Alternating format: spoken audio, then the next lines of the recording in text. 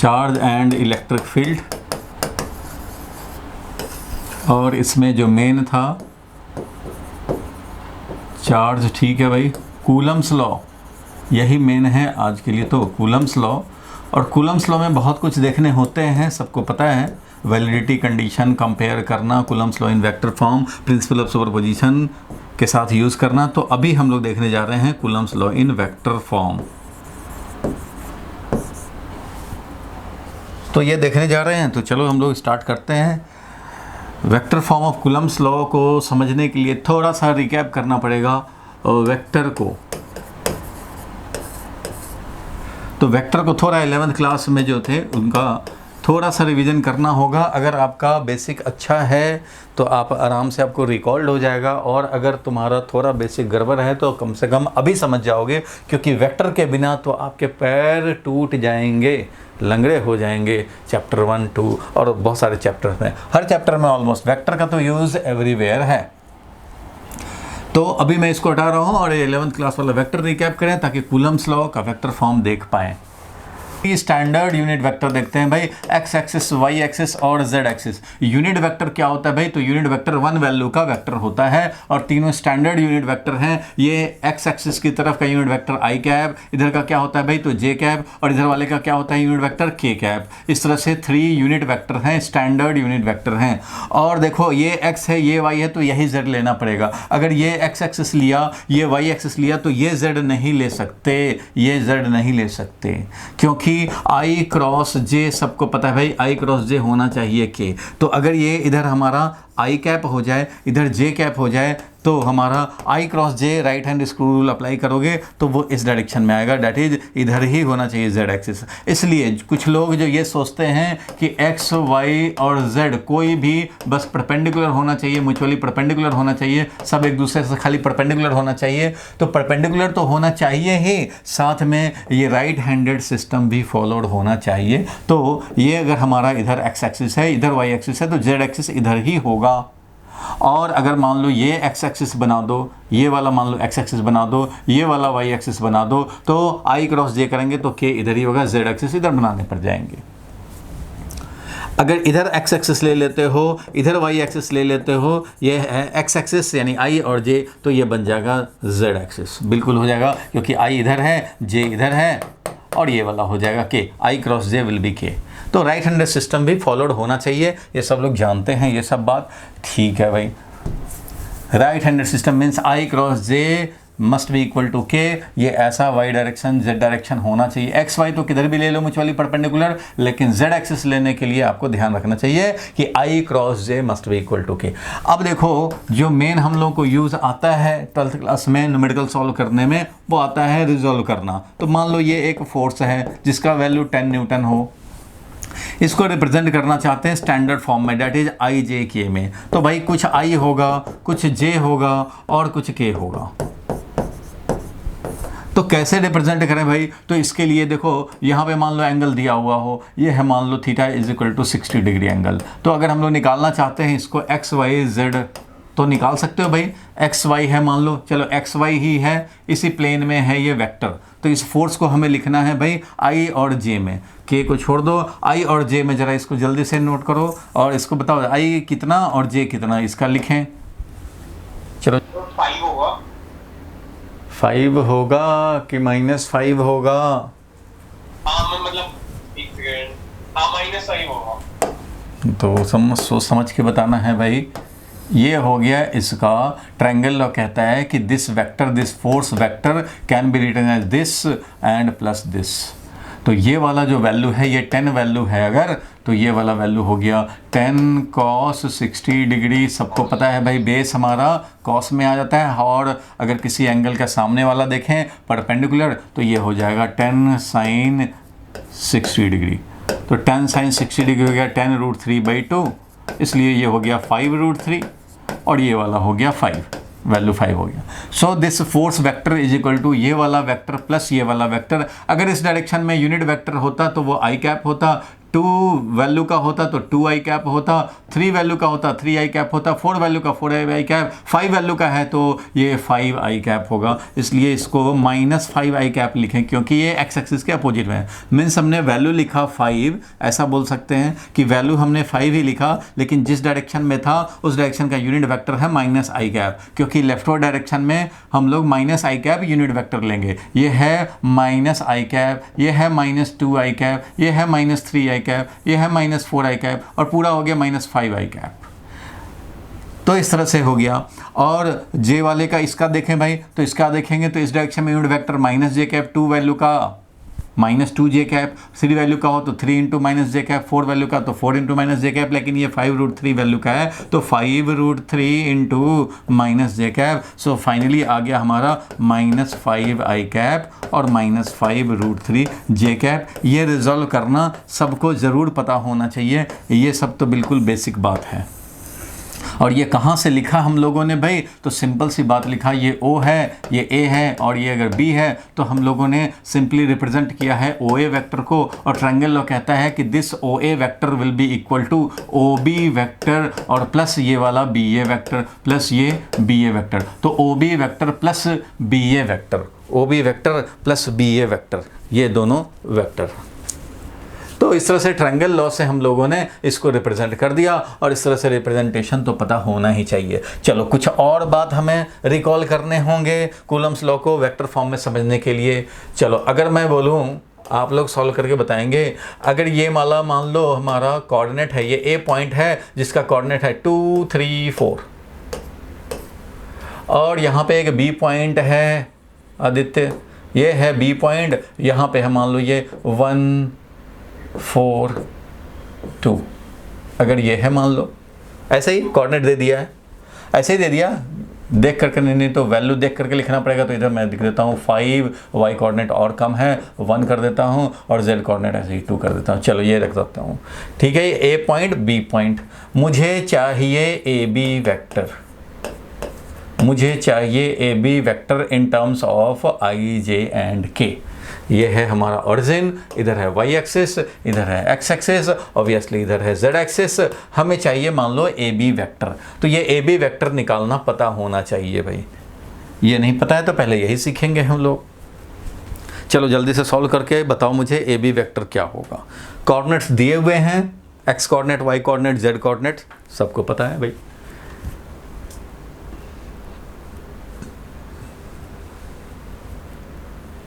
Coordinates दिए हुए हैं, उसके अकॉर्डिंगली जल्दी से बता दो मुझे।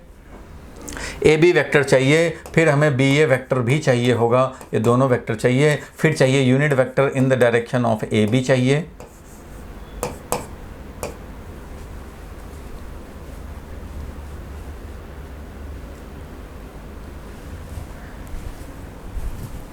हो गया ध्रुव, कर लिए आदित्य? Yes sir. हाँ जल्दी करके। आई कैप कितना आया?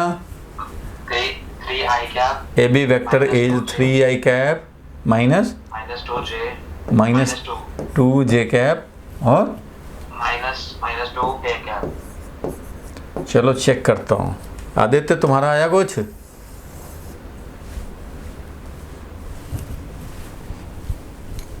आदित्य भारद्वाज, तो ये मल्टीप्लाई करना है ना? मल्टीप्लाई नहीं, हमें AB वेक्टर चाहिए। AB वेक्टर, दिस वेक्टर, मान लो एक चींटी है, मोशन करता हुआ यहाँ से ऐसे चला गया, t = 0 पे यहाँ था, t या t = t1 टाइम पे यहाँ था, t = t2 टाइम पे यहाँ आ गया। हमें चाहिए डिस्प्लेसमेंट वेक्टर, तो AB वेक्टर होगा ना displacement vector during A to B motion. मान लो डिस्प्लेसमेंट वेक्टर चाहिए, तो ये AB vector will B displacement, तो यही डिस्प्लेसमेंट समझो हमें चाहिए। पार्टिकल हमारा A से B मोशन करता हुआ चला गया, तो हमें बताना है displacement vector AB vector. Product लेने की बात नहीं है यहाँ पे AB वेक्टर हमें चाहिए। अगर हो गया तो ठीक है, नहीं हुआ तो कोई बात नहीं, अभी देख लेते हैं हम लोग। लेकिन ये बड़ा ही ज़रूरी चीज़ है, इसके बिना हम लोगों का काम ख़राब हो जाएगा, इसलिए फिज़िक्स के पहले इसको मैथ्स को तैयार कर लिया जाए। चलो ठीक है भाई, इसको ज़रा हम लोग देखते हैं, चेक भी हो जाएगा। सबसे पहले तो ये समझे हम लोग कि एक होता है पोजीशन वेक्टर, एक टर्म होता है पोजीशन वेक्टर, ये सबको याद होगा।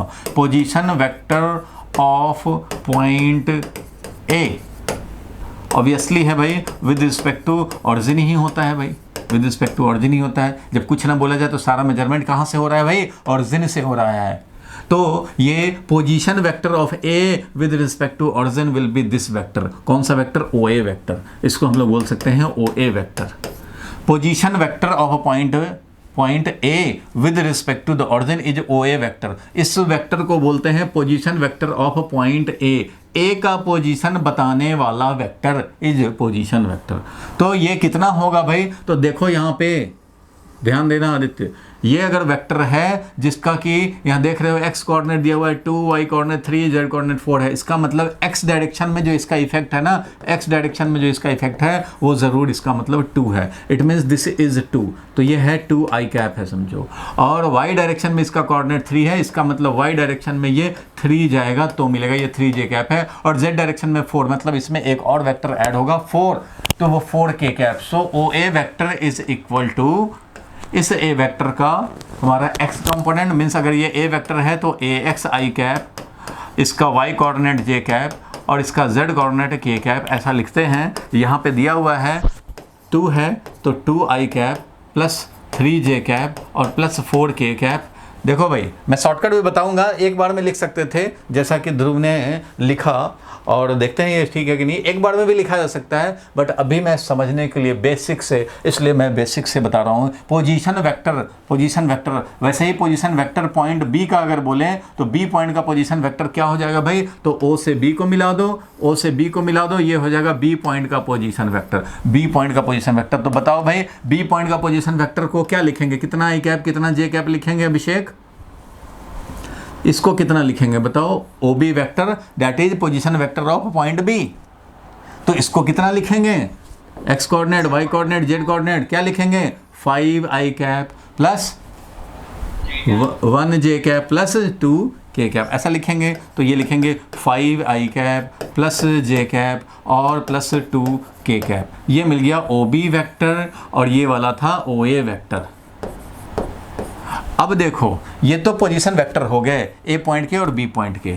अब हम लोगों का जो नेक्स्ट पॉइंट होगा जो समझने का, हमें तो चाहिए डिस्प्लेसमेंट वेक्टर, तो ए बी वेक्टर चाहिए। तो यहाँ पे ए बी वेक्टर कैसे निकालेंगे, ये वाला है ए बी वेक्टर, ये वाला ए बी वेक्टर है, ये हमें चाहिए ए बी वेक्टर, समझो डिस्प्लेसमेंट वेक्टर है।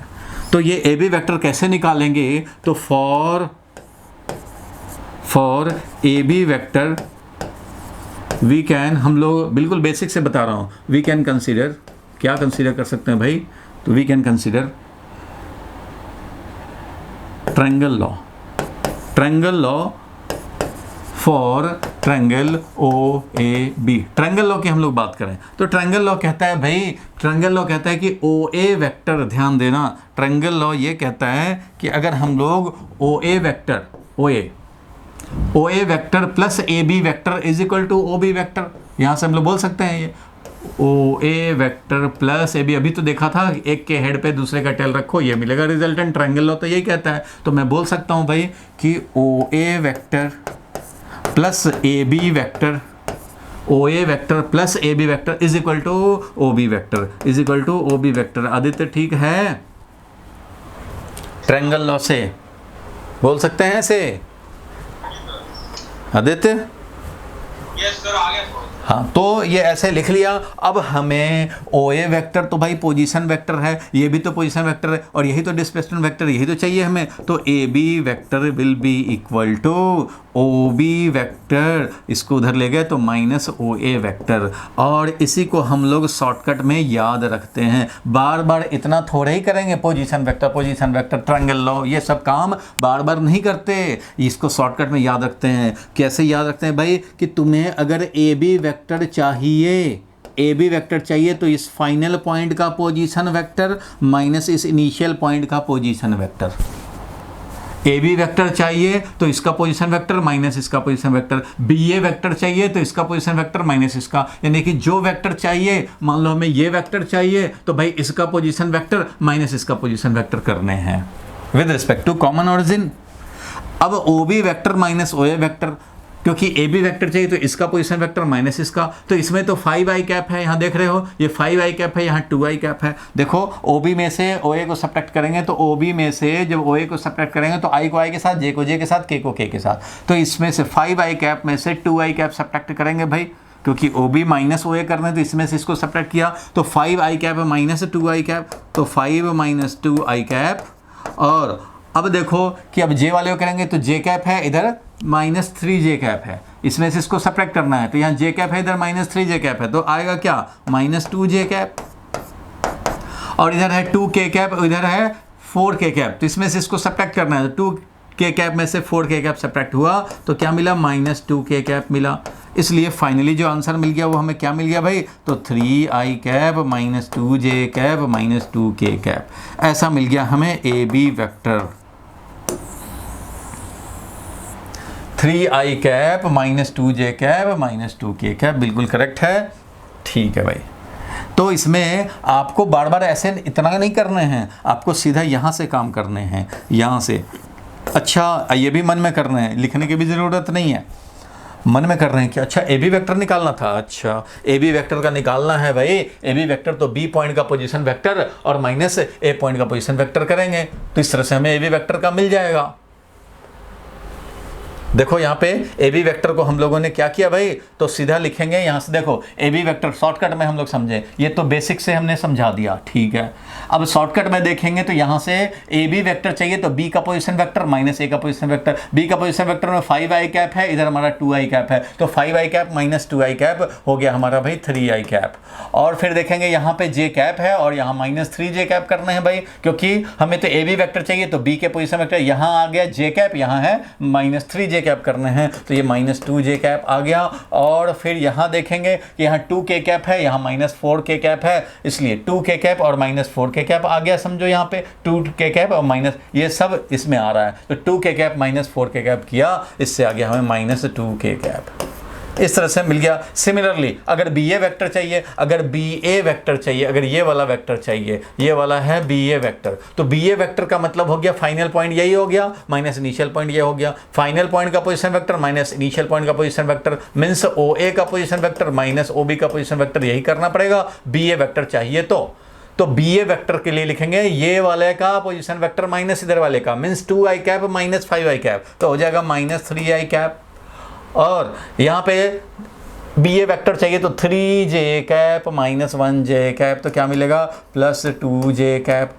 और फिर इस k वाले का तो 4k कैप है, इधर हमारा 2k कैप है, 4k कैप में से 2k कैप सब्ट्रैक्ट हो गया और 2k कैप मिल गया। ठीक है भाई, तो ये मिल गया तुम्हें डायरेक्ट बी ए वेक्टर, ये मिल गया तुम्हें डायरेक्ट बी ए वेक्टर। अब कुछ लोग सोचेंगे अच्छा तो इससे तो अच्छा शॉर्टकट था कि जब ए बी वेक्टर पता लग गया तो बी ए वेक्टर तो डायरेक्ट निगेटिव कर देंगे, ये वाला निगेटिव ये वाला पॉजिटिव ये वाला पॉजिटिव हो जाएगा। बिल्कुल कर सकते हैं भाई, जब ए बी वेक्टर पता है तो ए बी वेक्टर जो होता है वो minus of B A vector होता है, इसलिए एक दूसरे को भाई ये ए वेक्टर है तो इधर माइनस ए वेक्टर होगा, ये ए वेक्टर तो ये माइनस ए बी वेक्टर तो ये minus A B vector. So B A vector is nothing but minus A B vector. तो यहाँ से भी हम लोग डायरेक्ट लिख सकते थे और डायग्राम से भी लिख सकते थे और ऐसे करके भी लिख सकते थे। सो आपको ये वाला ज़रूर याद रखना है, ये वाला याद रखना है क्योंकि ये बार बार करना नहीं है, तो ये बार बार आप लाएंगे नहीं, डायरेक्ट याद रखने हैं। क्या याद रखने हैं? Final position vector, final point का position vector minus initial point का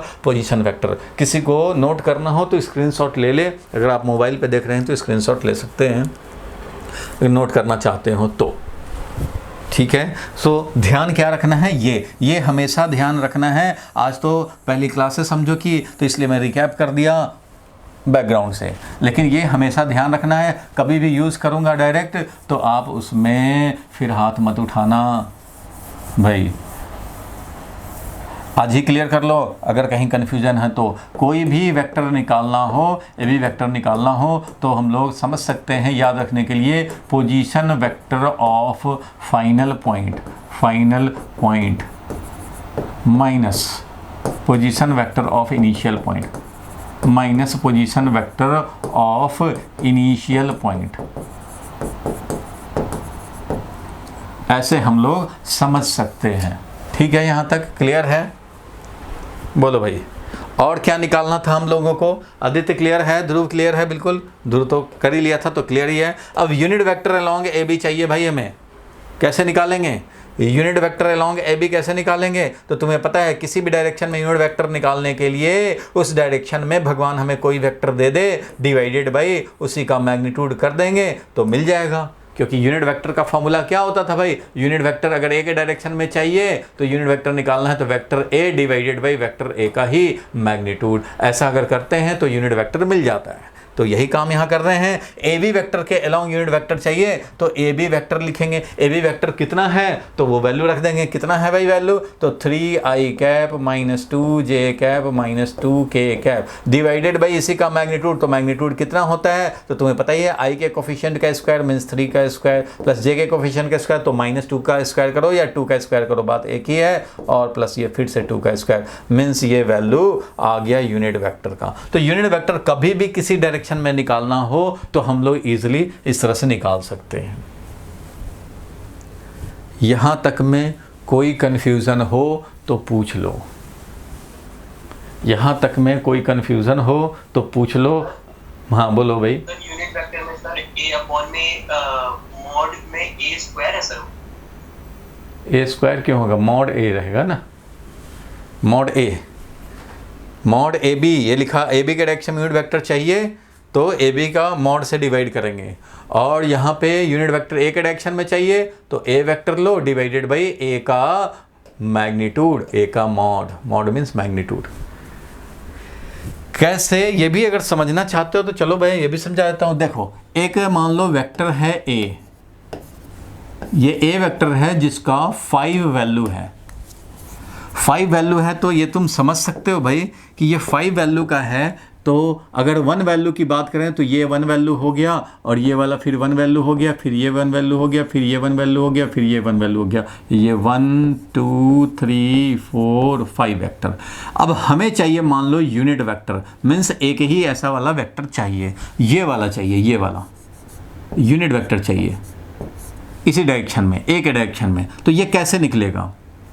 तो तुम्हें पता है कि ये अगर ए वेक्टर है, ये अगर ए वेक्टर है तो इसमें अगर 2 से डिवाइड कर दें तो इसका मैग्नीट्यूड हाफ हो जाएगा, डायरेक्शन वही रहेगा। इसको अगर 2 से मल्टीप्लाई कर दें तो इसका डायरेक्शन वही रहेगा और मैग्नीट्यूड डबल हो जाएगा। क्योंकि अगर 2 से मल्टीप्लाई करोगे तो डबल हो जाएगा वैल्यू, मतलब 5 था पहले तो अब 5 5 10 हो जाएगा। तो अगर डिवाइड करोगे 2 से तो हाफ हो जाएगा। उसी तरह से अगर मैं ये पूरे वेक्टर ए, ये जो वेक्टर ए है, इस पूरे वेक्टर ए में हम लोग जिसका वैल्यू 5 है, अगर इस पूरे वेक्टर ए में 5 से डिवाइड कर दें तो इसका मैग्नीट्यूड 5 टाइम्स कम हो जाएगा। तो 5 टाइम्स कम हो जाएगा तो ऐसा वाला वेक्टर मिल जाएगा हमें।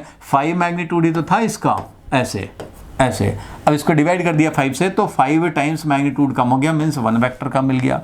क्योंकि इसमें ऐसे ऐसे 5 यूनिट वेक्टर समझो कि था ऐड होकर के। तो 5 आई कैप था समझो, ये कितना था? मान लो एक्स एक्सिस की तरफ ये है तो ए वेक्टर कितना था? 5 आई कैप। ए वेक्टर था तुम्हारा 5 आई कैप। तो हमारा यूनिट वेक्टर कैसे निकलेगा भाई? तो यूनिट वेक्टर निकलेगा ए के डायरेक्शन में। कैसे भाई? तो ए के मैग्नीट्यूड से डिवाइड कर दो। तो पहले 5 वेक्टर था, 5 आई कैप था, और हम लोग अब क्या करेंगे भाई? तो 5 आई कैप था तो उसको इसका मैग्नीट्यूड यानी कि 5 से डिवाइड कर दिया। 5 से डिवाइड कर दिया तो क्या बच गया? आई कैप बच गया। तो मुझे मिल जाएगा यूनिट वेक्टर।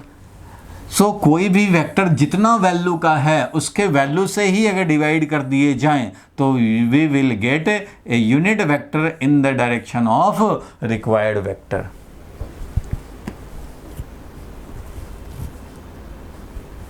अब बोलो भाई, डाउट है? आदित्य बोलो, अभिषेक बोलो। क्लियर है। ठीक है, तो ध्रुव को भी तो क्लियर है ही है। तो अब ये अगर समझ गए तो मुझे बताओ, एक क्वेश्चन मैं छोटा सा दे रहा हूं, इसको करना पड़ेगा, तब मैं आ जाऊंगा फिर कूलम्स लॉ वेक्टर फॉर्म में रिप्रेजेंट करना, और उस पर न्यूमेरिकल पे थोड़ा सा बैकग्राउंड और डिस्कस कर दें। यही है डायग्राम। इसी डायग्राम के लिए अगर मैं ये बोलूं, इसी डायग्राम के लिए मैं बोल रहा हूं निकालने को, फाइंड ए फोर्स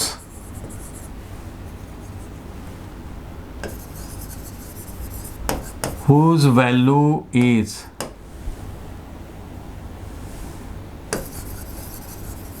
क्वेश्चन लिखो, double the value of A B but direction is opposite to A B. बिल्कुल बेसिक क्वेश्चन है वेक्टर का, वेक्टर रिप्रेजेंट करने का बिल्कुल बेसिक क्वेश्चन है। इसी क्वेश्चन में हमें बताना है in this question, in this diagram, ये डायग्राम में हमें, यही एक डायग्राम है, इसी की बात करनी है।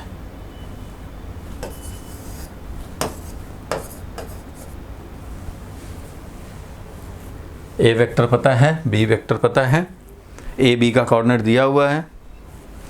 जल्दी से इसको सॉल्व करके आंसर बता दो मुझे। ध्रुव हो गया, बताओ आंसर। yes, sir. कितना आया? minus 6 I cap plus 4 j cap plus 4 J cap plus 4 k cap 4। ये आया। चलो देखता हूँ। चलो भाई क्वेश्चन तो समझ गए। In this diagram find a force whose value is double the value of A B. तो जो भी ए बी का वैल्यू होगा उसका डबल।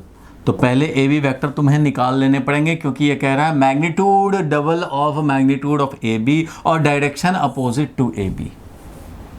ठीक है, मैग्नीट्यूड और डायरेक्शन दोनों के बारे में इंफॉर्मेशन है। देन दिस फोर्स, ज़रा ध्यान देना भाई सारे लोग, स्टैंडर्ड वे क्या है कि कोई भी वेक्टर होता है उस वेक्टर का मैग्नीट्यूड और यूनिट वेक्टर से दिखाते हैं डायरेक्शन। मतलब जिधर फोर्स है उस तरफ के यूनिट वेक्टर से मल्टीप्लाई कर दो और उसका मैग्नीट्यूड, तो magnitude multiplied by unit vector, यही होता है। अब इसी का यूज़ करेंगे भाई। तो मैग्नीट्यूड कितना है, तो double the magnitude of A B, ऐसा दिया हुआ है भाई। तो जो भी ए बी का मैग्नीट्यूड होगा उसका डबल वैल्यू, तो 2 टाइम्स कर दिया, 2 टाइम्स ए बी का मैग्नीट्यूड। ठीक है अभिषेक।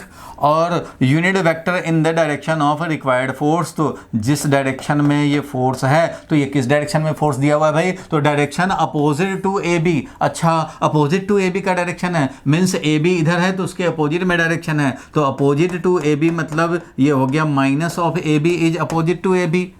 अब इस डायरेक्शन के यूनिट वेक्टर से मल्टीप्लाई करने पड़ेंगे। फोर्स तो ए बी के अपोजिट में था, तो ए बी के अपोजिट में ये वेक्टर ले लिया और डिवाइडेड बाई इसी का वैल्यू कर देंगे, तो ये यूनिट वेक्टर हो जाएगा अपोजिट टू ए बी। ये जो मिला हमें वो क्या मिला भाई, तो ये मिला unit vector opposite to A B, opposite to A B vector के अपोजिट में मिला। और ये क्या मिला भाई, तो ये है डबल मैग्नीट्यूड। ठीक है, magnitude is double the magnitude of A B, double of, चाहे ऐसे लिख देता हूँ, magnitude is 2 times magnitude of A B, वो तो है ही है। तो इसलिए फोर्स जो फाइनली एक्सप्रेस हो गया 2 टाइम्स, और मैग्नीट्यूड ऑफ ए बी क्या होगा, तो पहले तुम्हें ए बी वेक्टर निकाल लेने की ज़रूरत है। ए बी वेक्टर कैसे निकालोगे भाई, तो ए बी वेक्टर अभी हम लोगों ने डिस्कस किया कि ए बी वेक्टर निकालना है तो फाइनल पॉइंट का पोजीशन वेक्टर बी, पॉइंट का पोजीशन वेक्टर बी यहाँ है 5 i cap minus 2 j cap. A B vector निकाल रहे हो, फाइनल पॉइंट बी का पोजीशन वेक्टर माइनस इसका वेक्टर, तो 5 i cap minus 2 i cap that is 3 i cap मिला। और यहाँ पे j कैप और माइनस यानी कि माइनस 2 j कैप मिला। और यहाँ है k 2 k कैप माइनस 4 के माइनस 2 k कैप मिला। ये था ए बी वेक्टर। अब ए बी वेक्टर है तो उसके अकॉर्डिंगली काम कर देंगे। ए बी वेक्टर का वैल्यू कितना है भाई, तो ए बी वेक्टर का वैल्यू भी निकाल के रख लो। ए बी वेक्टर का वैल्यू हो गया √9 + 4 + 4, दैट इज हो गया कितना, √17 हो गया ना, √17 हो गया। इसलिए यहाँ पे लिखेंगे कि 2 times magnitude of A B, तो मैग्नीट्यूड ऑफ ए बी है √17, तो ये लिखेंगे, बिल्कुल लिखेंगे। और ये माइनस ऑफ ए बी, तो माइनस ऑफ ए बी का मतलब हो गया तो minus of A B vector, तो ये हो जाएगा -3 i cap + 2 j cap + 2 k cap divided by कितना भाई, तो √17। ठीक है भाई, ये मिल गया हमें, ये ध्यान रखना। कन्फ्यूज़न बिल्कुल नहीं। अब इसमें अंडर रूट 17 क्या हो जाएंगे, कैंसिल हो जाएंगे और 2 से इसको मल्टीप्लाई कर देंगे तो फोर्स आ जाएगा फाइनली कितना, तो 2 इंटू -3 -6i कैप, बिल्कुल ठीक है भाई, और 2 इंटू 2 यानी कि 4j कैप, बिल्कुल ठीक है भाई, और 4k कैप, बिल्कुल करेक्ट। वाह, बहुत बढ़िया, ठीक है भाई। ये बेसिक अंडरस्टैंडिंग की बात है, ये सब तो टिप्स पे होना ही चाहिए। सिंपली हम लोगों ने फोर्स को रिप्रेजेंट किया। How to represent any vector, तो किसी भी वेक्टर को रिप्रेजेंट करने का जनरल मेथड यही है कि उसका वैल्यू लिखें और यूनिट वेक्टर से मल्टीप्लाई कर दें जिस डायरेक्शन में हमें वेक्टर चाहिए। सिंपल सी बात है। तो जितना वैल्यू था हमने रख दिया भाई, इतना वैल्यू का है, मल्टीप्लाइड बाय यूनिट वेक्टर, बिल्कुल सही बात है। यहाँ तक क्लियर है? बोलो भाई, अभिषेक भारद्वाज, अभिषेक गुप्ता और आदित्य भारद्वाज। आदित्य क्लियर है? यस सर, क्लियर है। हाँ क्लियर है, तो लिखना चाहो तो लिख सकते हो। बहुत बढ़िया। तो अब मैं इतना ही बेसिक कम से कम चाहिए था, इतना बेसिक कम से कम चाहिए था Coulomb's law in vector form समझने के लिए। अब देखो मैं अब कूलम्स लॉ ला रहा हूँ, तो मिटा देता हूँ भाई, इसको मिटाना क्या है, एक ही बार में मिटा दो, मिटा दिया। चलो आगे बढ़ते हैं हम लोग।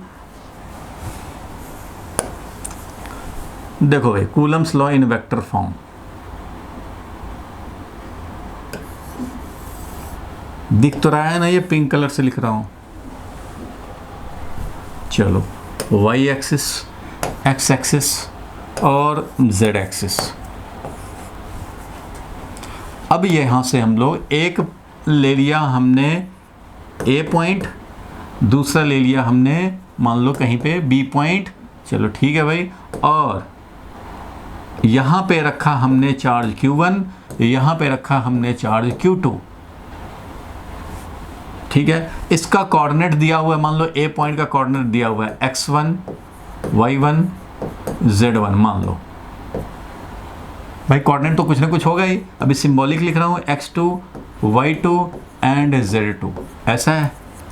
और इसका पोजीशन वेक्टर, ए पॉइंट का पोजीशन वेक्टर जो है, ए पॉइंट का पोजीशन वेक्टर, उसको मैं लिख रहा हूँ, ध्यान देना, ए पॉइंट के पोजीशन वेक्टर को r1 से भी रिप्रेजेंट करते हैं, फर्स्ट वाले चार्ज का लोकेशन। r1 मीन्स फर्स्ट जो चार्ज Q1 है उसका लोकेशन, फर्स्ट चार्ज Q1 का location r1, it means r1 is nothing but OA vector, r1 is nothing but OA vector. Similarly ये वाला क्या हो जाएगा भाई, तो ये वाला हो जाएगा सेकंड चार्ज जहाँ Q2 रखा हुआ है उसका position vector r2 position vector is OB vector. और OB वेक्टर को लिखना चाहें तो क्या लिख सकते हैं अभिषेक? OB वेक्टर को IJ में लिखना चाहें तो OB वेक्टर का x कोऑर्डिनेट x2 लिखा हुआ है, तो क्या लिखेंगे, x2 i cap plus y2 j cap plus z2 k cap, ऐसा लिख सकते हैं। बोलो भाई, ऐसा लिख सकते हैं? बिल्कुल लिख सकते हैं भाई। अब यहाँ पे है Q2 चार्ज, इधर है Q1 चार्ज। अब हमें क्या निकालना है भाई, तो हमें निकालना है force on Q2 due to Q1, ये निकालना चाहते हैं, डेट इज, और इसको रिप्रेजेंट कर रहे हैं F21 से, फोर्स ऑन 2 ड्यू टू 1। तो ये मैं F21 लिखना चाहता हूँ वेक्टर फॉर्म में, F21 लिखना चाहता हूँ वेक्टर फॉर्म में। जैसे अभी देखा था हम लोग ने, बिल्कुल वैसा ही काम करने हैं। फोर्स ऑन 2 ड्यू टू 1 लिखना चाह रहे हैं, force on Q2 due to Q1, F21 force on Q2 due to Q1, तो ये लिखना चाह रहा हूँ। तो ये कैसे लिखेंगे भाई, तो अभी हम लोगों ने पढ़ा था कि कोई भी फोर्स, कोई भी वेक्टर, चाहे वो वेलोसिटी वेक्टर हो, फोर्स वेक्टर हो, या एक्सेलरेशन वेक्टर हो, डिस्प्लेसमेंट वेक्टर हो, कोई भी वेक्टर रिप्रेजेंट करना है तो उसका बेसिक फंडामेंटल क्या है भाई, कि उस वेक्टर का वैल्यू लिखो, यानी F21 का वैल्यू लिखो, और ये जिस डायरेक्शन में है उस डायरेक्शन के यूनिट वेक्टर से मल्टीप्लाई कर दो। यही तो था बेसिक बात। अब इसी को हम लोगों को अप्लाई कर देने हैं। अब इसको अप्लाई करेंगे तो तुम्हें पता है भाई कि ये वैल्यू कितना होगा, तो वैल्यू ही तो बताता है ये F21 का वैल्यू, यहाँ पे वैल्यू मतलब मॉड, ये ध्यान रखना कि समझो ये मॉड वैल्यू ओनली, F21 का वैल्यू और multiplied by unit vector, direction ये बताता है यूनिट वेक्टर।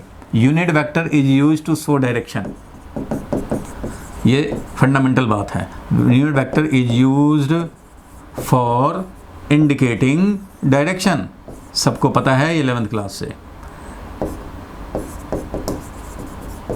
ठीक है भाई, तो F21 का वैल्यू तो ये कूलम्स लॉ से लिखेंगे, यही तो Coulomb's law 1/4 pi epsilon not, कुछ नहीं है तो एयर या वैक्यूम है, और यहाँ लिखेंगे Q1 Q2 upon R square. R square का मतलब क्या, ये सेपरेशन, ये सेपरेशन कितना है, तो बोल सकते हैं ए बी का जो वैल्यू है वही होगा सेपरेशन, या बी ए का जो वैल्यू है वही होगा separation.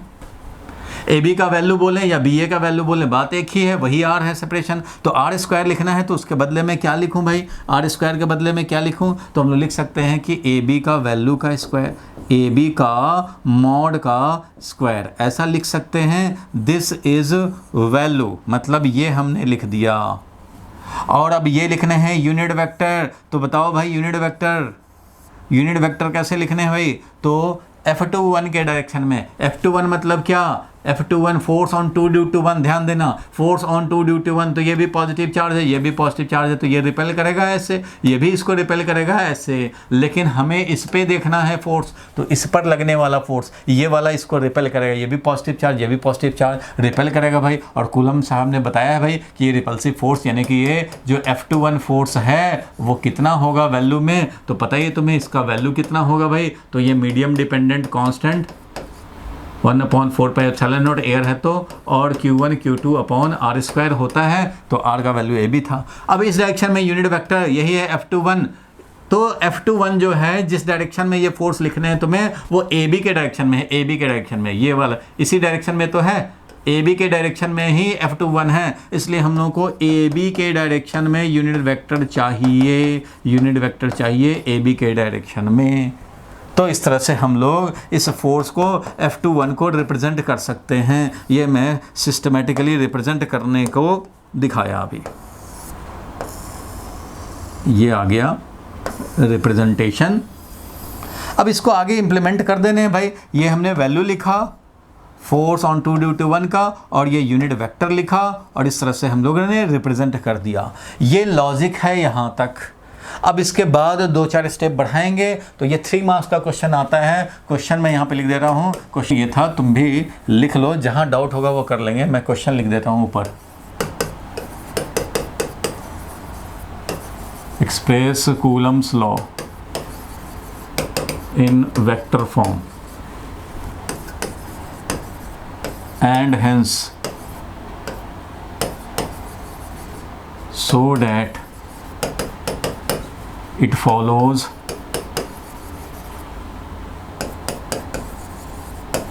Newton's third law. So Newton's third law of motion. ठीक है, ये है क्वेश्चन, और समझो कि ये आंसर करने हैं हम लोगों को। सबसे पहले हम लोग डायग्राम दिखाएंगे, Q1 दिखाएंगे, Q2 दिखाएंगे, और जिन है तो इसको नोट कर लेना है। और जब भी डेरिवेशन बेस्ड आए या इस तरह से जब सब्जेक्टिव क्वेश्चन आए तो उसमें आपको एक्सप्रेशन भी लिखने हैं, थोड़ा लैंग्वेज भी लिखने पड़ेंगे।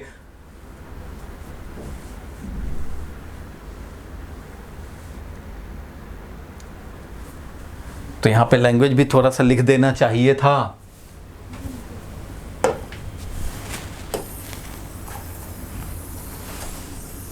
यहाँ पे लैंग्वेज का जगह नहीं है, इसलिए मैं इसको ऊपर धक्का मार रहा हूँ। ठीक है, अब देखो क्वेश्चन है और यहाँ पे मैं लिख दे रहा हूँ language.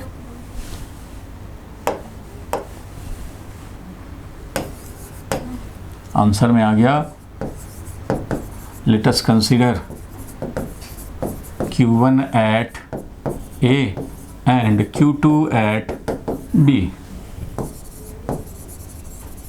as shown in figure। ऐसा हम लोग बोर्ड के लिए स्कूल के एग्ज़ाम के लिए लिखते हैं, लिखना चाहिए। और इसके बाद दिखाओगे डायग्राम, ये तो लिख दोगे। Let us consider Q1 at A, Q1 है at A and Q2 at B as shown in figure. Diagram दिखा दिया, कोऑर्डिनेट्स भी दिखा दिए। इसके बाद हम लोग भाई लिख लिए ना ऊपर वाला क्वेश्चन। अभिषेक क्वेश्चन तो लिख लिए, क्वेश्चन लिख लिए भाई। इसमें तो हम लोग नीचे भी कर सकते हैं, कोई प्रॉब्लम नहीं है। Express Coulomb's law in vector form and hence so that it follows Newton's third law of motion. Newton's third law of motion क्या है भाई? तो Newton's third law of motion अगर हम लोग देखें तो ये है कि F21 force on 2 due to 1 और फोर्स ऑन 1 ड्यू टू 2, ये क्या होंगे? इक्वल एंड अपोजिट होंगे। इक्वल एंड अपोजिट होने, माइनस ऑफ F12 ऐसा लिखेंगे, माइनस होना चाहिए। तो न्यूटन्स थर्ड लॉ फॉलोड होने चाहिए, ये हमें दिखाना है। तो ठीक है भाई, ये हम लोग दिखाएंगे। अभी शो हो जाएगा थोड़ी देर में, तब जाकर 3 मार्क्स का काम होगा। अभी 1 मार्क्स का काम हुआ है। तो ये तुमने डायग्राम दिखाना है और यहाँ तक लिख लो। अगर जान रहे हो, समझ रहे हो, बहुत अच्छी बात है। और यहाँ तक लिख लेंगे। किसी को कुछ डाउट होगा तो अभी क्लियर कर लेगा। इधर इसको हम लोग आगे बढ़ाते हैं। तो अब पेन छोड़ दो और ज़रा इधर खोपड़ी पे जोड़ दो। अब यहाँ पे लिखने जा रहा हूँ मैं इसी F21 को, इसी F21 को। ठीक है, अब इस F21 को लिखने जा रहे हैं। तो ये F21 का वैल्यू अब बताओ क्या लिखेंगे भाई? तो यहाँ पे AB के डायरेक्शन में लिखना है। तो देखो भाई Q1 Q2 upon 4 pi epsilon not. यहाँ तक तो ठीक है भाई, ये तो हमने बाहर निकाल लिया। ये कांस्टेंट टर्म है, ये बाहर निकल गया। अब बाकी इनका हिसाब करना है भाई। तो ये क्या है? तो ये AB वेक्टर है। AB वेक्टर को हम लोग चाहें तो देखो, AB वेक्टर को, ये AB वेक्टर को हम लोग लिख सकते हैं, this AB vector is final point का position vector, means B point का position vector minus A point का पोजीशन वेक्टर। ऐसे ही लिखते हैं। पेन छोड़ दो, खोपड़ी पे जोड़ दो। इधर हम लोग बोर्ड पे देखें तो AB vector is equal to OB vector, final point का position vector minus initial point का पोजीशन वेक्टर, ये लिखा। और OB को R2 भी लिखते हैं हम लोग। तो इसको R2 भी समझ सकते हैं, इधर वाले को R1 समझ सकते हैं। R2 माइनस R1 क्यों? क्योंकि ट्रायंगल लॉ कहता है भाई, ट्रायंगल लॉ कहता है कि R1 वेक्टर, ट्रायंगल लॉ क्या कहता है भाई?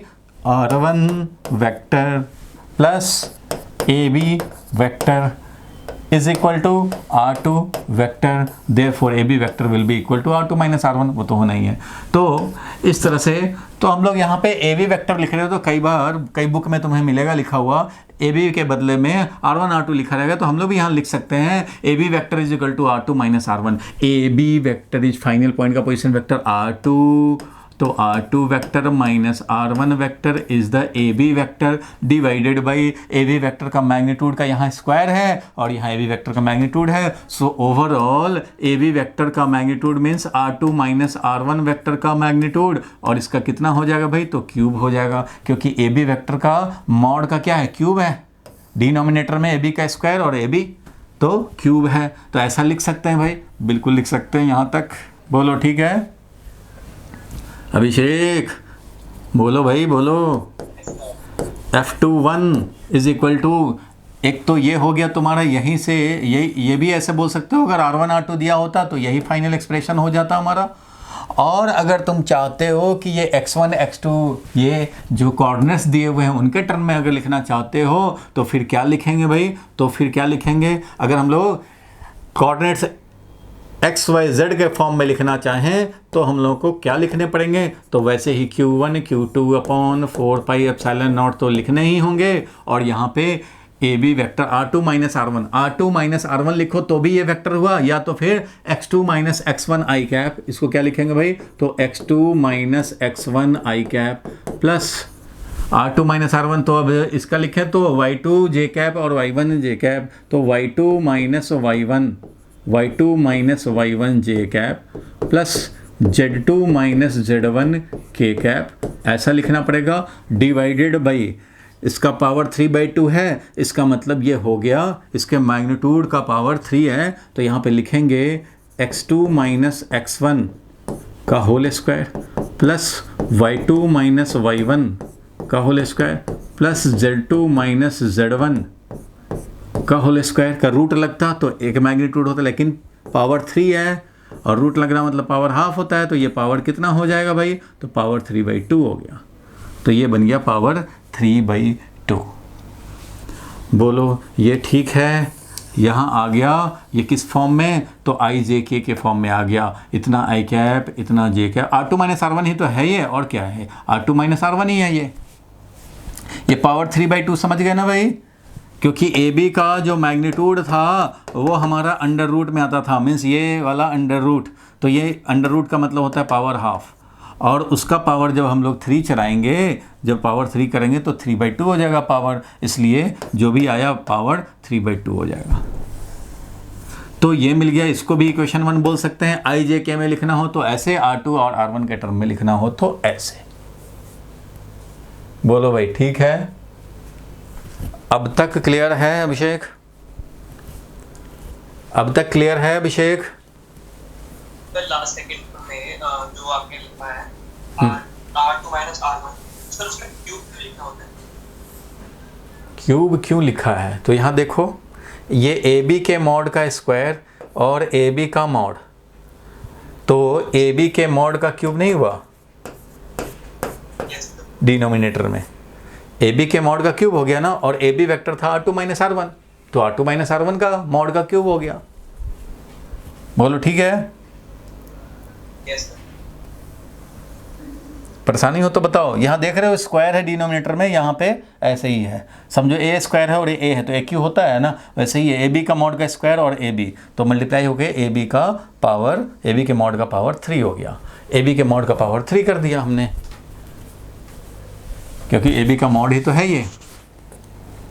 देखो ए बी का mod is equal to R2 - R1 का mod is equal to under root, ये वाला है ए बी वेक्टर, तो ये होता है x2 - x1 का whole square plus y2 - y1 का whole square plus z2 - z1 का होल स्क्वायर। इसमें कोई परेशानी है तो बता दो भाई। ए बी का मॉड इतना ही तो है।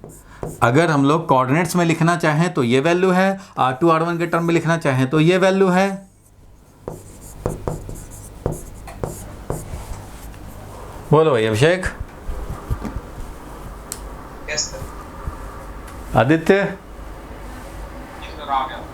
आ गया समझ में? ठीक है, बहुत बढ़िया। तो आज आप लोग कवर कर रहे हैं Coulomb's law in vector form का, ये 2 मार्क्स का काम हुआ। सबसे फर्स्ट क्या था भाई कि ये लिखना, ये लिखो, डायग्राम बनाओ और एक एक्सप्रेशन लिख दिया एक फोर्स का, ये यहाँ तक लॉजिक लिखा, इसको इम्प्लीमेंट कर दिया और ये फाइनली यहाँ तक लिख लिया। This is 2 marks question, 2 marks हो गया यहाँ तक, क्योंकि अभी तक हम लोगों ने कूलम्स लॉ जो फोर्स बताता है उसको हमने वेक्टर फॉर्म में रिप्रेजेंट कर दिया। R2 - R1 वेक्टर के फॉर्म में, जब स्कूल के क्वेश्चन में R2 R1 पे दिया रहेगा तो इस फॉर्म में लिख देंगे, और कोऑर्डिनेट्स दिए रहेंगे तो इस फॉर्म में लिखने पड़ेंगे। ठीक है, इसके बाद आगे बढ़ते हैं हम लोग। तो अब इसी के बेसिस पे मैं इधर ज़रा दिखाना चाहता हूँ। चलो एक तो हम लोगों ने लिख लिया force on Q2 due to Q1 लिख लिए। अब हम लोग लिखना चाहते हैं force on Q1 due to Q2। Similarly अगर हम लोग ये लिखना चाहें तो लिख लिया जाएगा भाई। मैं लिख रहा हूँ यहाँ पे सिमिलरली,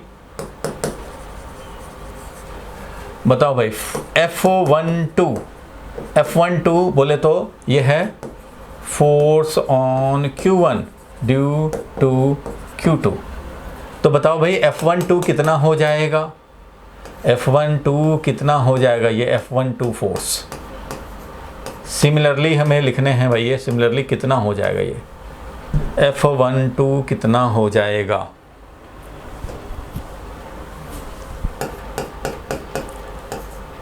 लिख सकते हैं ना वैसे ही, क्या लिखेंगे, F12 का magnitude multiplied by unit vector.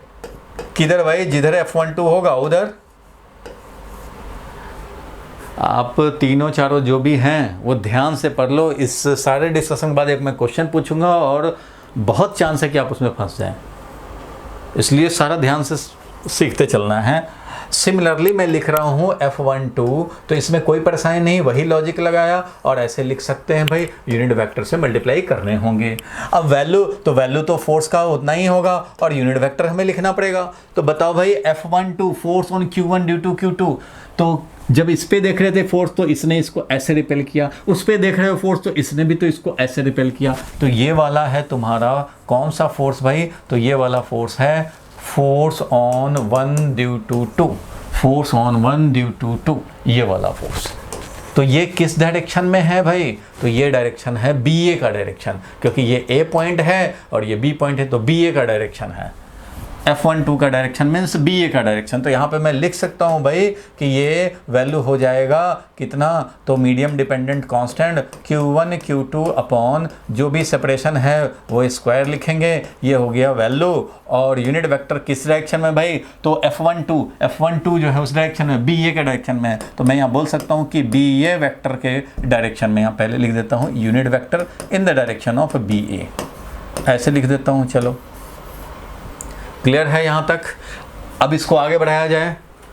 Aditya बोलेगा भाई क्या लिखें आगे, बोलो। सर यूनिट वेक्टर को हम AB upon magnitude of BA कर देंगे, मतलब BA upon magnitude of BA बिल्कुल कर देंगे। और यहाँ पे 1/4πε0 ध्रुव देख रहे हो ना भाई, Q1 Q2 अपॉन ये सेपरेशन क्या लिखेंगे, तो सेपरेशन वही AB का वैल्यू बोलो या BA का वैल्यू, सेपरेशन तो AB का मॉड या BA का मॉड सब तो एक ही है। तो AB का मॉड बोले या BA का मॉड बोले बात एक ही है। तो BA का मॉड अगर यहाँ लिखना चाहते हो तो ये भी लिख सकते हैं, कोई भी लिख सकते हैं। तो ये आ गया वैल्यू, ये तो वैल्यू आ गया। अब इधर का हम लोग यूनिट वेक्टर दिखाएंगे, यूनिट वेक्टर BA के डायरेक्शन में। तो अगर R1 R2 के फॉर्म में लिखना हो तो BA vector will be BA final point का position vector R1 minus R2, ऐसा लिखेंगे, ऐसा लिख सकते हैं R1 माइनस R2। नहीं तो एक स्टेप और बढ़ाना चाहते हो तो ऐसा लिखेंगे भाई कि BA वेक्टर है डिवाइडेड बाई BA वेक्टर का मैग्नीट्यूड है। ठीक है भाई, कर लेंगे ऐसे। अब इसको लिखेंगे, क्या लिखेंगे भाई, तो 1/4πε0 ऐसा लिखेंगे Q1 Q2 upon BA vector. तो भाई BA वेक्टर है R1 minus R2, BA vector is R1 minus R2। देख रहे हो भाई, BA vector is final point A है तो OA माइनस OB बोलो या R1 माइनस R2 बोलो, तो R1 माइनस R2 लिखेंगे। तो यहाँ पे मैं लिखूंगा R1 vector minus R2 vector, ये लिखा, और डिवाइडेड बाई इसी का देखो क्यूब, BA का होल स्क्वायर और BA का मॉड, यानी कि BA का मॉड का यानी मीन्स R1 माइनस R2 के मॉड का क्यूब, ऐसा लिख सकते हैं। R1 माइनस R2 के मॉड का क्यूब ऐसा लिख सकते हैं। इसलिए अब इसको मैं लिखूंगा 1/4πε0। अब देखो ये मैं लिख रहा हूँ Q1 Q2 और यहाँ लिखूंगा R1 vector minus R2 vector divided by मैं लिख दूँ R2 माइनस R1 का मॉड का क्यूब, ये है F12। तो इसमें कोई प्रॉब्लम तो नहीं है, बोलो भाई इसमें कुछ मिस्टेक हुआ तो बताओ, इसके कैलकुलेशन में कुछ मिस्टेक हुआ तो बताओ। अभिषेक कुछ तो मिस्टेक हुआ है, हाँ देख लो भाई कहाँ मिस्टेक हुआ कुछ। क्लास में हमने R2 माइनस R1 लिख दिया। अच्छा ध्रुव कोई मिस्टेक, गलत है सर वो। हाँ कोई मिस्टेक है ध्रुव? सर सही लग रहा है, सही लग रहा है। अभिषेक R2 माइनस R1 और R1 माइनस R2 तो सेम ही होगा, सेम ही तो है। R1 माइनस भाई ये R1 माइनस R2 वेक्टर है, ये ब्रैकेट का मतलब क्या है, ये वेक्टर है तो वेक्टर रहने देगा, और ये है इसका मतलब मॉड मीन्स मैग्नीट्यूड। तो R2 माइनस R1 हमने लिख दिया, वैसे लिखना चाहिए था R1 माइनस R2, तो भाई लिखना चाहिए था, लेकिन ये भी लिखें तो बात तो एक ही है। ए बी का mod is equal to B A का mod, so R2 minus R1 का mod is equal to R1 minus R2 का मॉड। होगा कि नहीं? ये होगा ना भाई। R2 माइनस R1, अरे भाई 2i कैप का 2i कैप वेक्टर का मैग्नीट्यूड लो या माइनस 2i कैप का मैग्नीट्यूड लो, बात तो एक ही है, 2 वैल्यू है कि नहीं? तो BA वेक्टर बोलें या AB वेक्टर बोलें, मैग्नीट्यूड तो सेम ही रहेगा भाई, क्योंकि BA vector is equal to minus of AB vector. Minus of AB होने से क्या होता है? डायरेक्शन बदलता है भाई, मैग्नीट्यूड तो सेम ही रहता है। अब मैग्नीट्यूड अगर लिखना चाहें तो बिल्कुल लिख सकते हैं भाई, मैग्नीट्यूड तो इक्वल है ना, कोई परेशानी वाली बात थोड़ी है। अभिषेक बोलो भाई, R1 माइनस R2 लिख सकते थे, R2 माइनस R1 भी लिख सकते हैं। यहाँ पे आप चेंज नहीं कर सकते। ये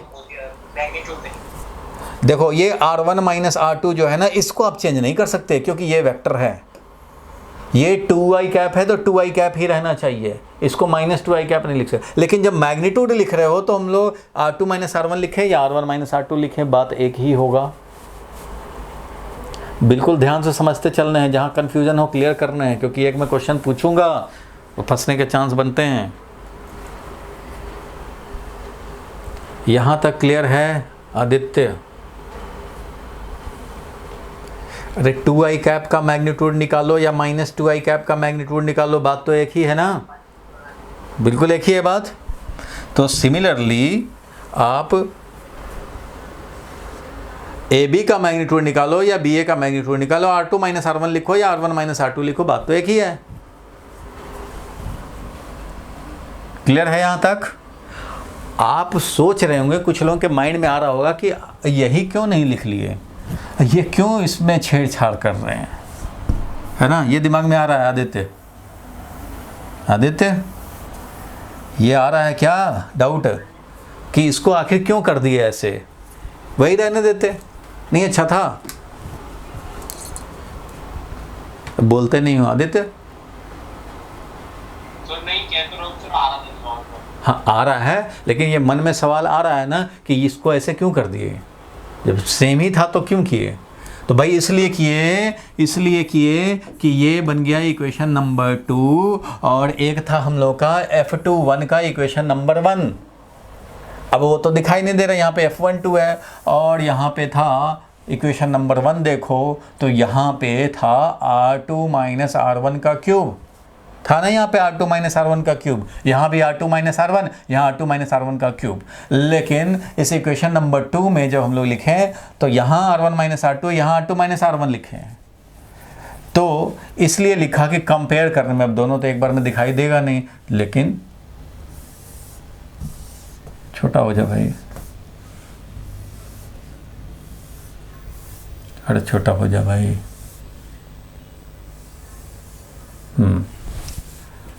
अब दिख रहा है पूरा? Yes sir. हाँ तो अब देखो, ये इक्वेशन 1 और इक्वेशन 2 जो है ना, वो एक तरह का लगे। सिर्फ ये डिफरेंस मैं दिखाना चाहता था कि ये R2 माइनस R1 है, इधर R1 माइनस R2, और कोई डिफरेंस नहीं है। यहाँ भी Q1 Q2 upon 4 pi epsilon not R2 minus R1 का क्यूब, और यहाँ भी है Q1 Q2 अपॉन 4 पाई R2 माइनस R1 का क्यूब। तो दोनों का बाकी सब कुछ सेम है, खाली डिफरेंस क्या आया भाई? तो ओनली डिफरेंस आया कि इधर एक R1 माइनस R2 है और एक में R2 माइनस R1 है। तो मैं यहाँ से कंक्लूजन लिखना चाहता हूँ, that force on 2 due to 1 is minus of force on 1 due to 2। इसको लिखने के लिए ये काम किया हमने कि R1 माइनस R2 को भी R2 माइनस R1 लिख दिया, सच डैट कि जब उसके साथ कंपेयर करो वो देखो तो सब कुछ सेम है। Q1 Q2 4 pi epsilon not R2 minus R1 का क्यूब, यहाँ भी R2 माइनस R1 का क्यूब, और यहाँ R1 माइनस R2 है, उधर R2 माइनस R1 है। इट मीन्स इसमें माइनस लगाओ तो वो मिल जाएगा, उसमें माइनस लगाओ तो ये मिल जाएगा।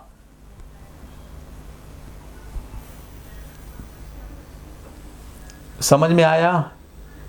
कंपेयर करने के लिए कि बाकी सब कुछ आइडेंटिकल लगे, सिर्फ यहाँ R1 माइनस R2 है और यहाँ पे R1 माइनस R2, वहाँ R2 माइनस R1 तो यहाँ R1 माइनस R2। तो बोल सकते हैं ना इसको, this is equal to minus of 1 upon 4 pi epsilon naught और Q1 Q2 अपॉन ये R2 माइनस R1 का मॉड का क्यूब, और ये हो गया R2 माइनस R1। जब माइनस कर दिए तो R2 माइनस R1। ऐसा लिखने से फ़ायदा क्या हो गया भाई? तो ऐसा लिखने से फ़ायदा ये हो गया कि जो हमारा उधर था उसी का ये निगेटिव हो गया, हो जाएगा ना, उसी का ये निगेटिव हो गया R2 माइनस R1।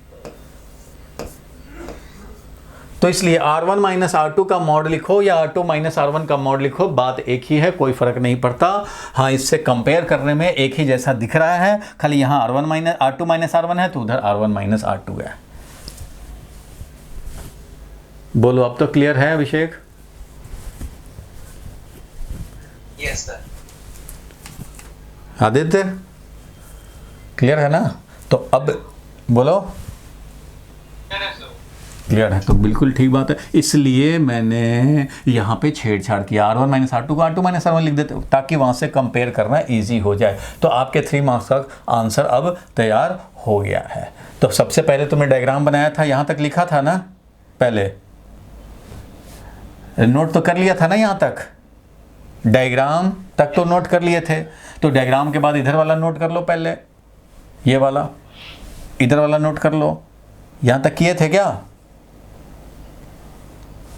3 मार्क्स का क्वेश्चन है ये, 1 मार्क्स, 2 मार्क्स और उधर 3 मार्क्स। तब जाके कंक्लूजन मिलेगा कि न्यूटन्स थर्ड लॉ वैलिड है। तो अभी इसकी ज़रूरत नहीं रहेगी, हम लोग R2 माइनस R1 के टर्म में ही लिख लिए। नोट कर लिए? ध्रुव इधर का नोट करो, यहाँ के बाद ये नोट करेंगे और वो नोट करने के बाद इधर का नोट करेंगे।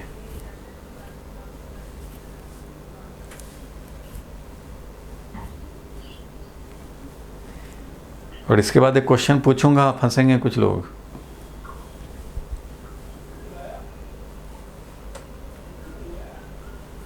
देखते हैं कौन फंसता है। Yes sir. अब इधर वाला लिख लेंगे, अब इधर वाला लिख लेंगे सिमिलरली।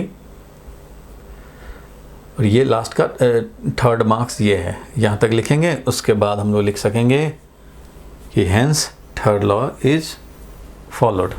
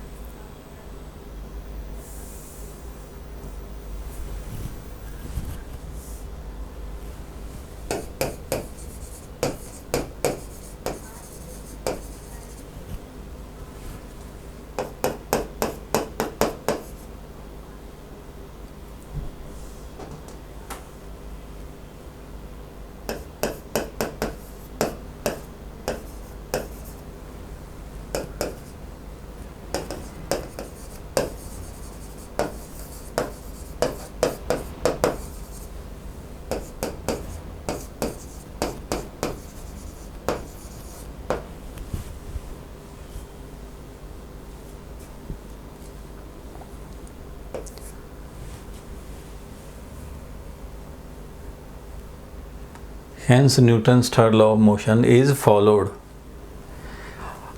कोई डाउट हो तो आप ज़रूर पूछ लें। अभी मैं क्वेश्चन एक पूछूंगा और ज़्यादातर बच्चे उसमें फंसते हैं।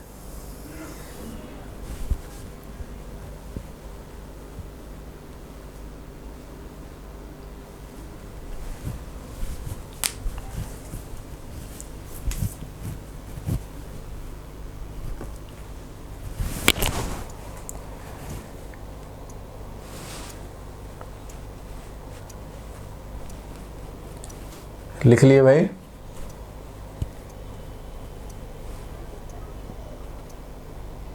Yes sir. Hence Newton's third law is followed। जो हमें शो करना था वो कर दिया। वो 3 मार्क्स का ऐसे तुम्हें डेरिवेशन बेस्ड क्वेश्चन करने पड़ेंगे।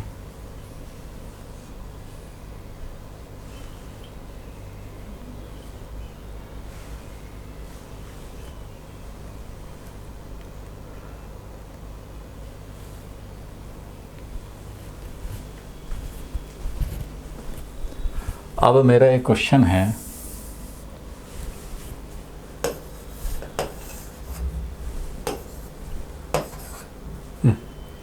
इसको x बनाओ, इसी को y रखो भाई।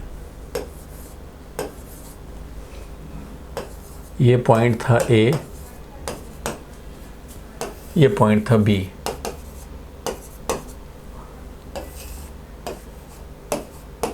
R2,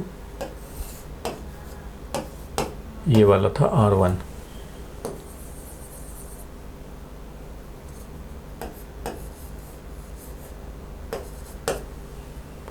Q1 Q2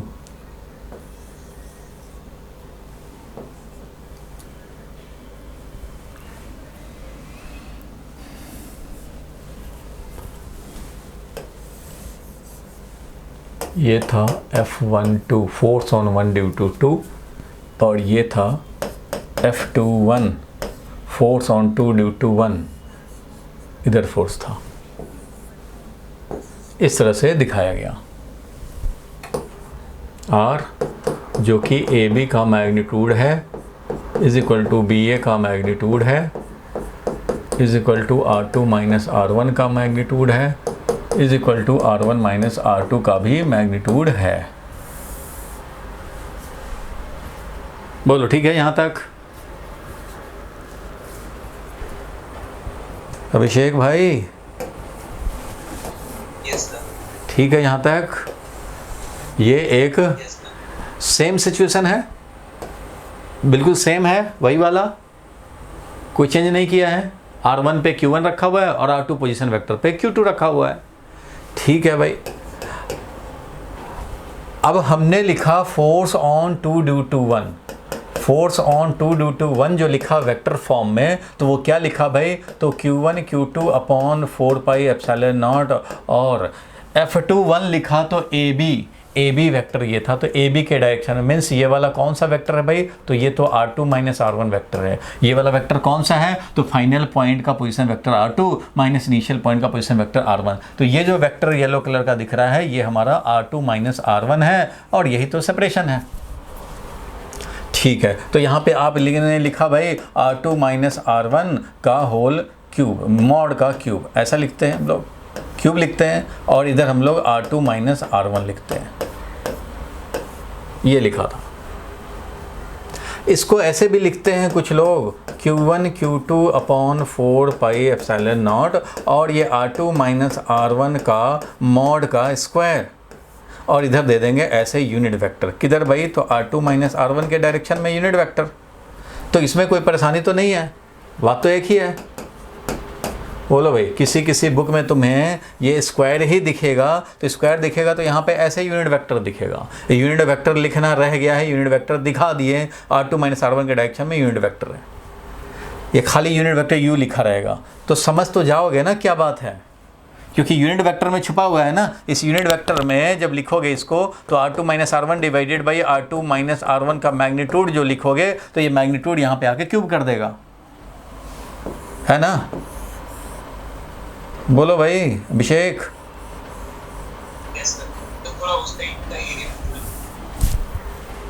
ये यूनिट वेक्टर जो ऐसे लिख देंगे, ये वैल्यू हो गया कूलम्स लॉ से, और ये डायरेक्शन के लिए यूनिट वेक्टर। यही यूनिट वेक्टर जब लिखते थे, ये यूनिट वेक्टर लिखते थे R2 minus R1 divided by R2 minus R1 का मॉड, तभी ना ये मॉड यहाँ आकर के क्यूब हो जाता था और ये R2 माइनस R1 रहता था। ऐसे लिख सकते हैं, बोलो लिख सकते हैं भाई आदित्य? अरे ऐसे भी लिखा जा सकता है ना? Yes sir. ठीक है, अब मेरा क्वेश्चन क्या है वो जरा समझो। मेरा क्वेश्चन ये है, सोच समझ के बताना, गलत नहीं होना चाहिए, कि ये दोनों चार्ज पॉजिटिव पॉजिटिव समझते हुए हम लोगों ने देखा कि भाई ये रिपेल कर रहा है, इधर फोर्स लगा, हमने इस हिसाब से लिख दिया value multiplied by unit vector, और ये दोनों पॉजिटिव थे तो ये इधर रिपेल करेगा, तो इसके अकॉर्डिंगली इसको भी रिप्रेजेंट कर दिया। अब मैं ये पूछ रहा हूँ कि अगर इसमें से कोई एक चार्ज निगेटिव होता, कोई एक चार्ज निगेटिव होता, मान लो कोई भी एक चार्ज निगेटिव हो, तो इस फाइनल रिजल्ट में कुछ चेंज होता, तो क्या चेंज होता या चेंज नहीं होता? इस रिजल्ट में, मीन्स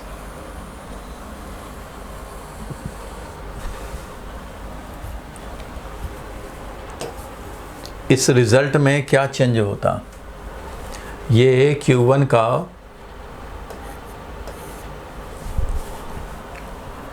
बताओ, इस वाले रिजल्ट में क्या चेंज होता अगर एक चार्ज नेगेटिव हो जाता तो, एक चार्ज नेगेटिव हो जाता तो क्या चेंज होता? डायरेक्शन अपोजिट हो जाता। हाँ, तो डायरेक्शन अपोजिट हो जाता तो क्या चेंज करते? इस एक्सप्रेशन में क्या चेंज करेंगे? कुछ चेंज करेंगे या ऐसे ही छोड़ देंगे? एक चार्ज नेगेटिव हो तो क्या करेंगे?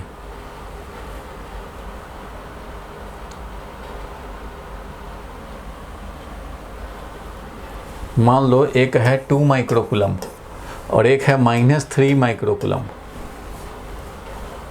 तो क्या करेंगे?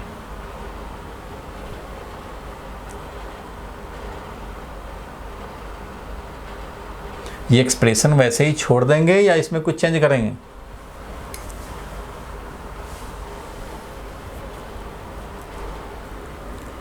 ध्रुव बताओ, इसमें कुछ मॉडिफिकेशन रिक्वायर्ड है? अगर एक चार्ज नेगेटिव हो गया एक पॉजिटिव हो गया तो?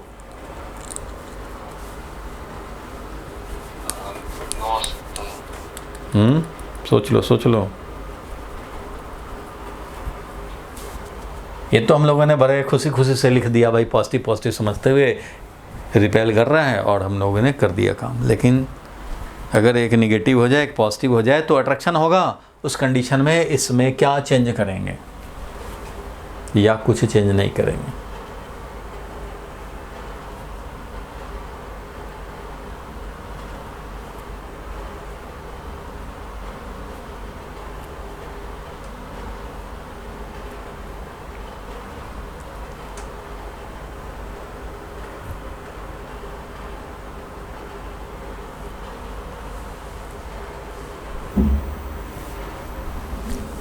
आपके मन में ये सवाल डाउट आना चाहिए था कि अच्छा ये तो आपने पॉजिटिव लेकर कर दिया काम, अगर एक नेगेटिव होगा तो क्या होगा?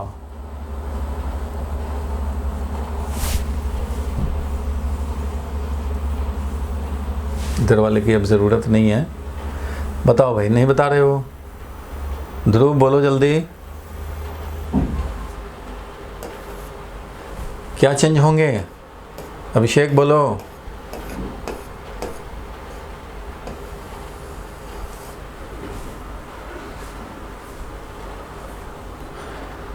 आदित्य,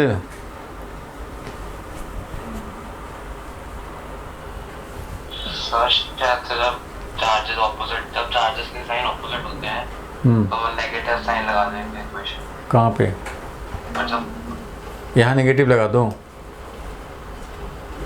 क्योंकि अट्रैक्शन हो गया ना, जब भी चार्जेस ऑपोजिट हो। हाँ, अट्रैक्शन होगा तो अब क्या करें? यहाँ लगा दें ऐसे नेगेटिव?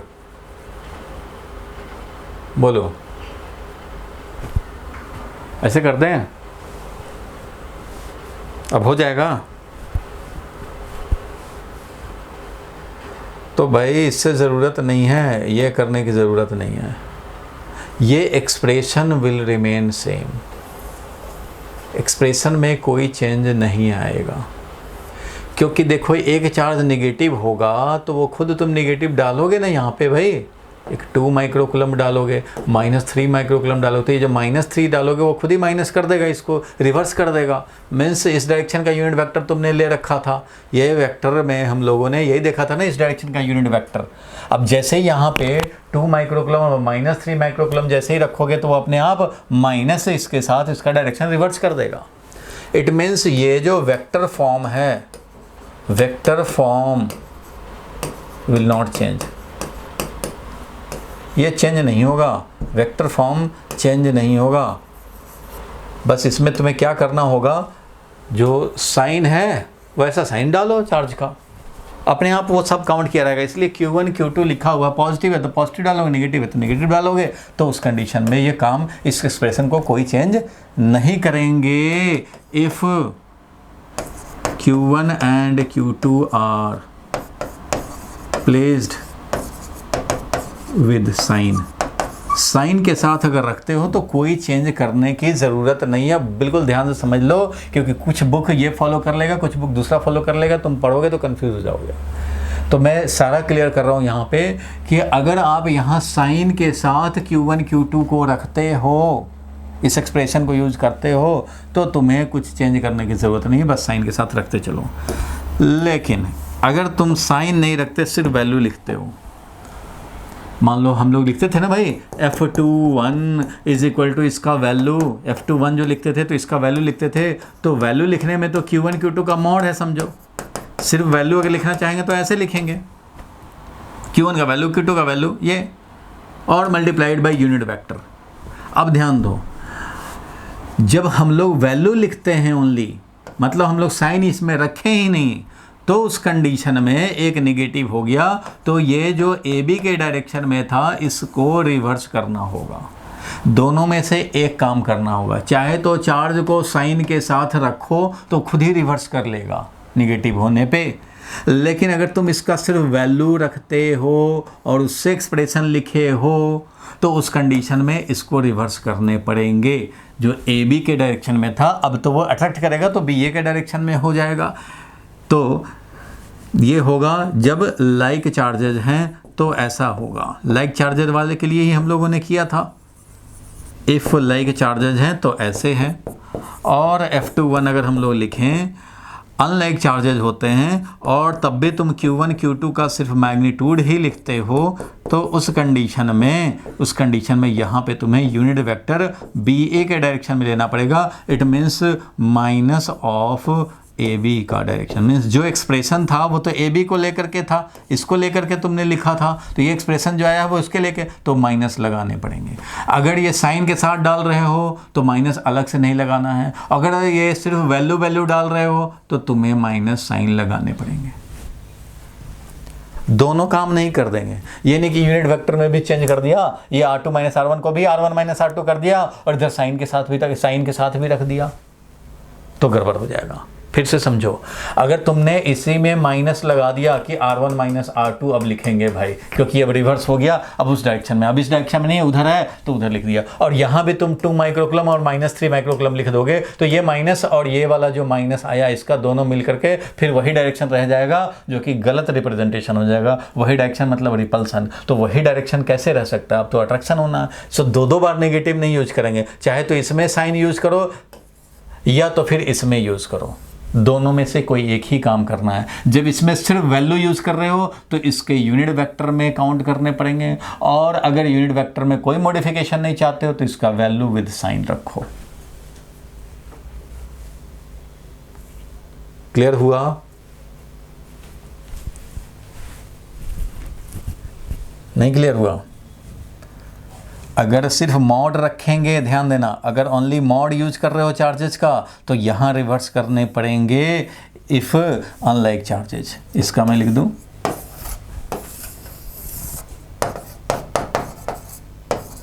अगर अनलाइक चार्जेज होंगे तो ऐसा करना पड़ेगा, AB का जो डायरेक्शन में था उसको रिवर्स करना पड़ेगा। बात समझ में आई कि नहीं?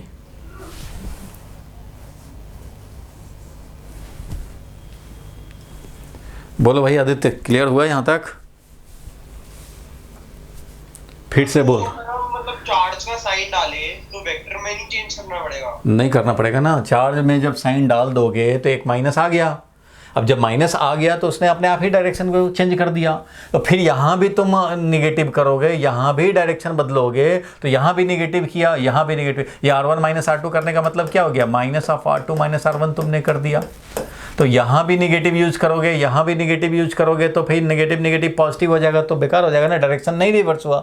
2 बार डायरेक्शन रिवर्स कर दिया, इसका मतलब पहले ही वाला रह गया डायरेक्शन, तो वो तो नहीं करने हैं, दोनों में से कोई एक ही करने हैं ना, दोनों में से कोई एक काम करने हैं। चाहे तो यहाँ पे साइन के साथ यूज कर लो, तो यहाँ मत करो, यहाँ वैसे ही रहने दो, यहाँ यूज़ करते हो तो यहाँ ऐसे ही साइन के बिना रहने दो। इसलिए मैंने यहाँ पे लिखा कि अगर ये वैल्यू लिख रहे हैं ऐसे, तो AB के डायरेक्शन में लगा, वैल्यू लिखा, लाइक चार्जेज हैं, ठीक है। अनलाइक चार्जेज हो गए तो वही वैल्यू लिख रहे हो, तो यहाँ पे भी मैनिपुलेट करने पड़ेंगे। मीन्स हम लोग यहाँ पे देख रहे हो कि चार्ज का हम लोग कभी भी साइन नहीं लिख रहे हैं, मॉड लिख रहे हैं, मॉड लिख रहे हैं, तो यहाँ मैनिपुलेट करेंगे। Means in A nutshell conclusion याद रखो कि हमें दो में से एक काम करने हैं, चाहे चार्ज को साइन के साथ रखेंगे, वो भी वेक्टर फॉर्म में रिप्रेजेंटेड है तो साइन के साथ रखो यहाँ पे, या तो फिर इसको सिर्फ वैल्यू लिखो और यहाँ पे डायरेक्शन रिवर्स कर दो। ज़्यादा जो कन्वेंशन में है वो ये है, ज़्यादा जो कन्वेंशन में है वो यही है, ज़्यादा जो कन्वेंशन में है बता रहा हूँ ये है। मतलब आपको सिर्फ मैग्नीट्यूड लिखने हैं, फोर्स का सिर्फ मैग्नीट्यूड लिखने हैं, मैग्नीट्यूड, और यूनिट वेक्टर में डायरेक्शन काउंट कर लेते हैं। तो बस तुम्हें सिर्फ वैल्यू लिखने हैं, Q1 का मॉड, Q2 का मॉड और 4 पाई एप्सिलॉन नॉट सेपरेशन का स्क्वायर, ये लिखो, वैल्यू लिखो, और ये जब डायरेक्शन लिखोगे तो ये इसी में हम लोग साइन को काउंट करते हैं, इसी में साइन को काउंट कर लेते हैं। मतलब एक पॉजिटिव है दूसरा पॉजिटिव है तो इस डायरेक्शन में यूनिट वेक्टर लेंगे ये वाला, और अगर एक पॉजिटिव है एक नेगेटिव है तो इस डायरेक्शन में यूनिट वेक्टर लेंगे। यूनिट वेक्टर लेने के पहले आप साइन देख लोगे कि पॉजिटिव है Q1 या नेगेटिव है Q1, वो देख लोगे। मतलब इसमें सिर्फ वैल्यू लिखते हैं, और ये जो यूनिट वेक्टर लिखते हैं ना, इसको लिखने से पहले कि ये इधर लें यूनिट वेक्टर कि इधर लें यूनिट वेक्टर कि इधर लें, तो उसके पहले इसका साइन देख लेते हैं। जिस डायरेक्शन में फोर्स रहेगा उधर का यूनिट वेक्टर लेंगे। इसलिए ध्यान देना, ज़्यादा जो यूज़ होता है वो ये यूज़ होता है कि हमें वैल्यू लिखने हैं फोर्स के, और जिस डायरेक्शन में है उस डायरेक्शन के यूनिट वेक्टर। अब किस डायरेक्शन में वो तो पता ही है सबको, लाइक चार्जेस होंगे तो रिपेल कर रहा होगा, अनलाइक है तो अट्रैक्ट कर रहा होगा। ठीक है, सो फाइनली क्या कंक्लूजन निकला? फाइनल कंक्लूजन लिखो भाई, लिखो। यहाँ तक जब नोट कर लिए, न्यूटन्स थर्ड लॉ तक दिखा दिए, तो उसके बाद एक कंक्लूजन लिख लेना। लिखो भाई, नोट का point.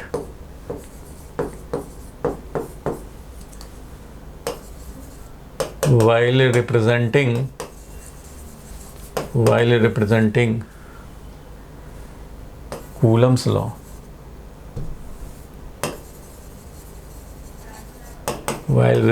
Coulomb's law, in vector form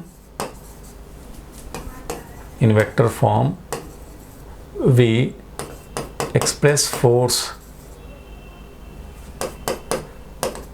as F is equal to force का value multiplied by unit vector in the direction of force, ऐसे लिखते हैं।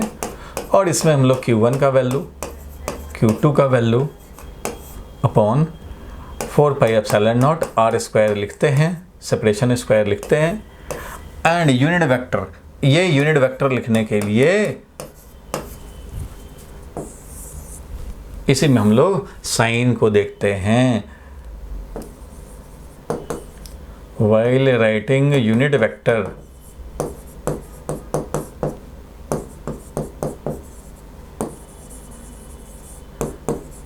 along the force to be represented,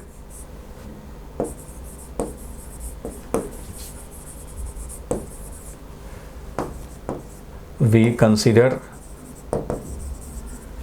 the sign of a charge, sign of Q1 and Q2। ये finally conclusion के form में याद रखना, जिस भी फोर्स को लिखना है लिखेंगे सिर्फ वैल्यू और यूनिट वेक्टर में काउंट कर लेंगे कि वो किस डायरेक्शन में लिखना है, और उसी टाइम में साइन देखेंगे। While writing unit vector along the force to be represented, we consider the sign of Q1 and Q2। दोनों के साइन काउंट कर लेंगे। बोलो, क्लियर है यहाँ तक?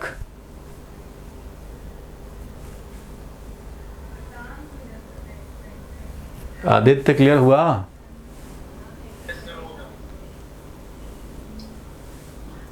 टाइम भी हो गया, कोई परेशानी तो नहीं है ध्रुव? क्लियर है। तो अब अगर मैं क्वेश्चन दे दूं होमवर्क में तो कर लोगे? एक छोटा सा क्वेश्चन दे देता हूं। Yes sir. एक छोटा सा क्वेश्चन है ये, डायग्राम छोड़ो, लैंग्वेज में लिखते हैं। Find force on 2 microcoulomb placed at P 2 1 2 due to